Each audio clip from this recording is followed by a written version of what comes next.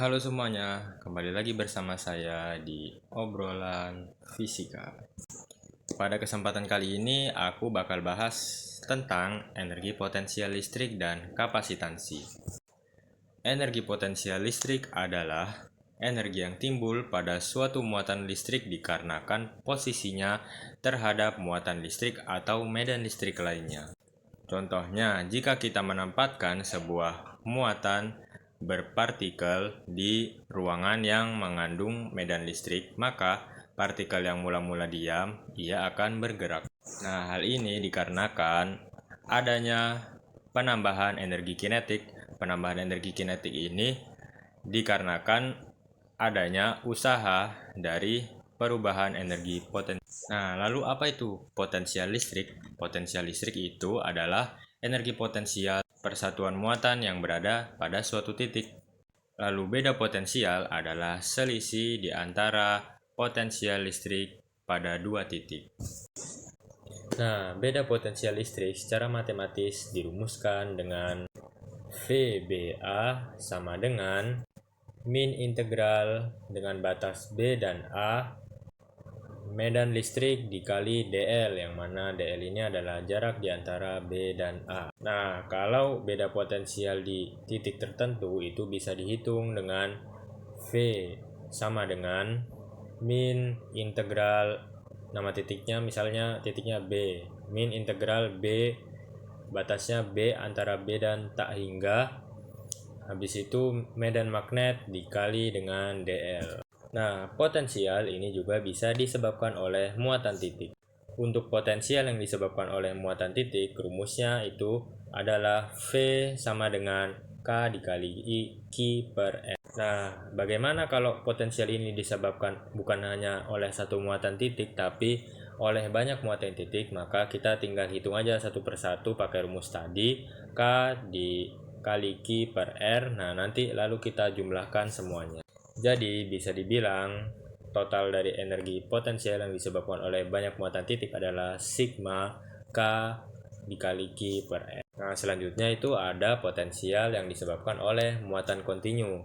Seperti yang sudah kita bahas pada bab selanjutnya, kalau muatan kontinu itu adalah muatan yang tersusun atau tersebar sehingga membentuk sebuah dimensi, bisa jadi itu panjang, luas, atau volume.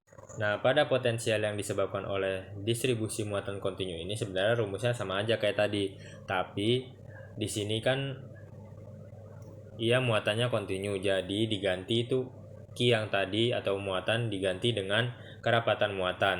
Nah, contohnya di sini ada muatan per satuan panjang, rumusnya jadi V sama dengan K integral lambda dl per R.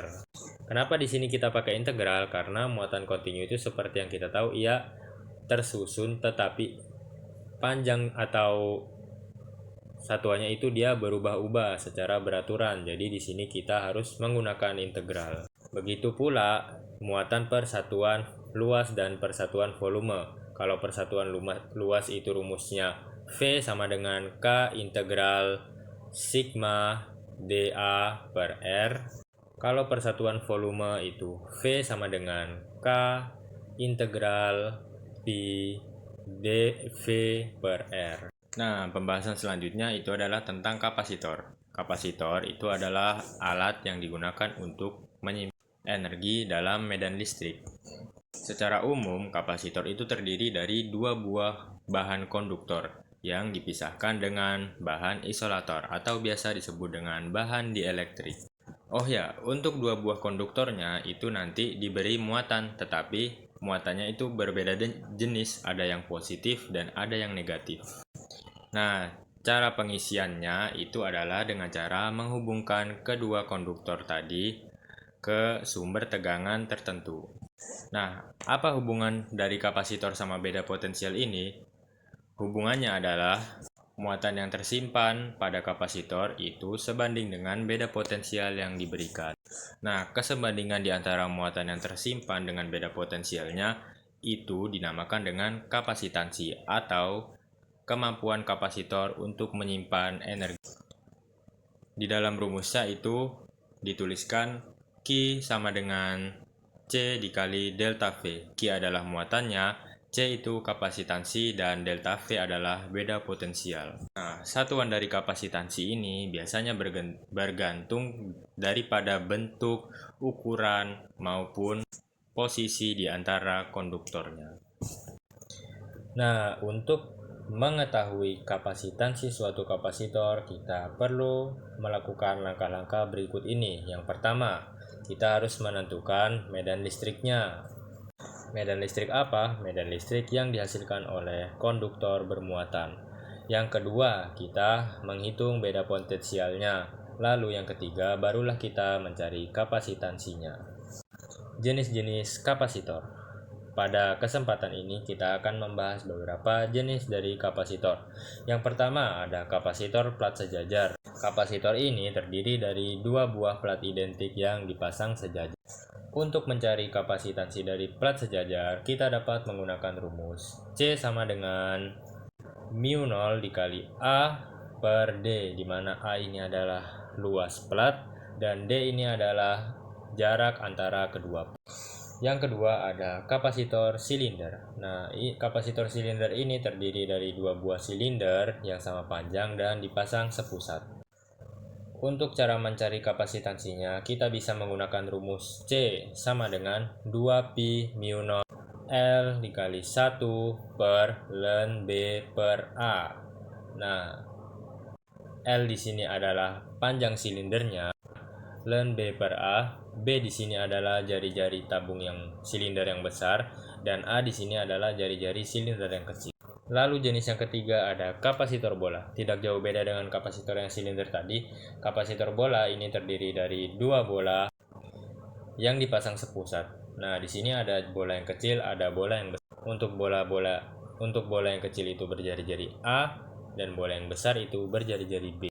Untuk mencari kapasitansinya, kita dapat memakai rumus C sama dengan 4pi mu0 AB per B dikurangi A. Untuk susunan kapasitor sendiri juga ada dua jenis. Di sini ada kapasitor seri dan kapasitor paralel.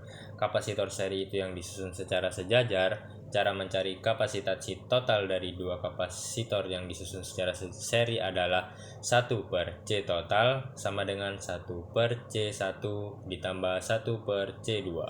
Nah, untuk yang paralel adalah dua kapasitor disusun secara paralel.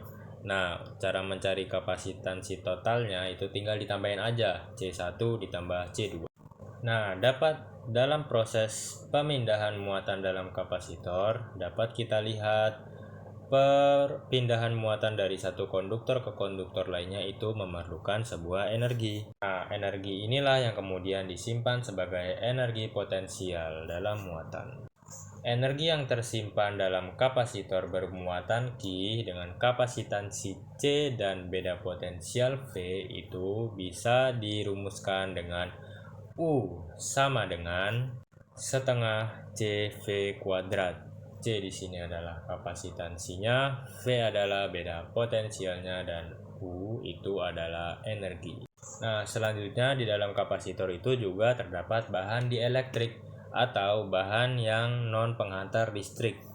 Bahan dielektrik ini terdiri dari bahan-bahan isolator seperti mika, kaca, kertas, plastik, dan lain-lain.